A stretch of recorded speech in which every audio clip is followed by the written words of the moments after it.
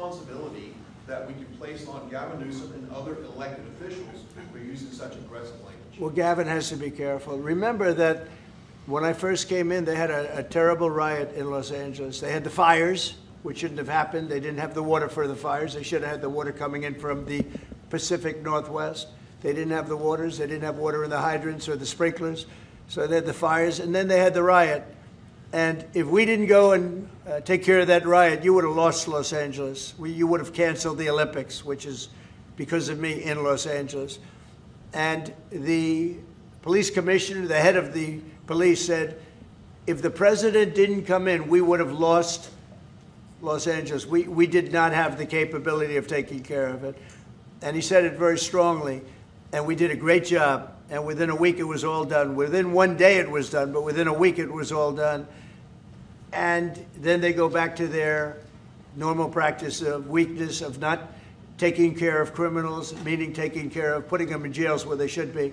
Washington, D.C., and you all are the best people for that, because Washington, D.C. is now one of the safest cities. It was one of the most dangerous cities in the country. Now Washington, D.C., believe it or not, I'm embarrassed to say it in front of you, but Washington, D.C. went from one of the worst, most dangerous cities to you can walk down the street, you can send your child to meet you at a location. Your child is going to be fine.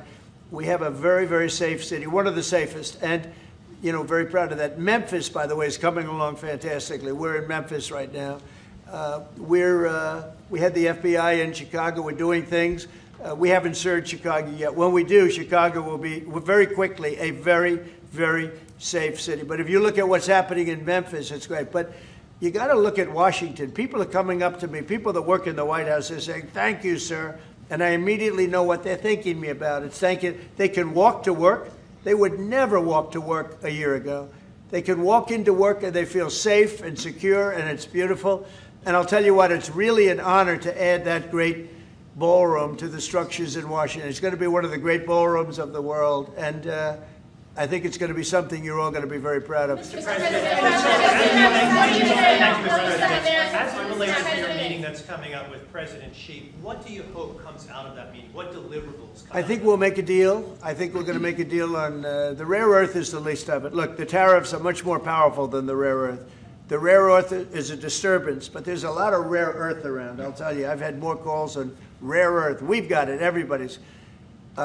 We'll make a deal on, I think, everything. I think we're going to make a deal on soybeans and the farmers.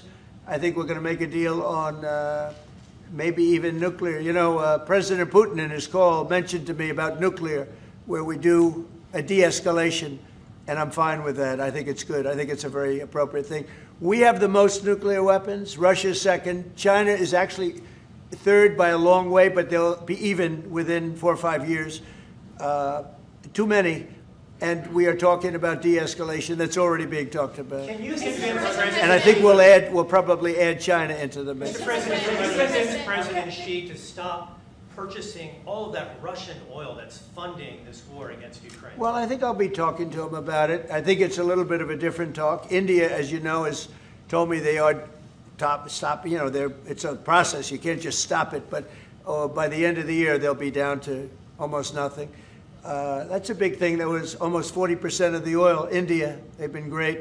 Spoke to Prime Minister Modi yesterday. They've been absolutely great.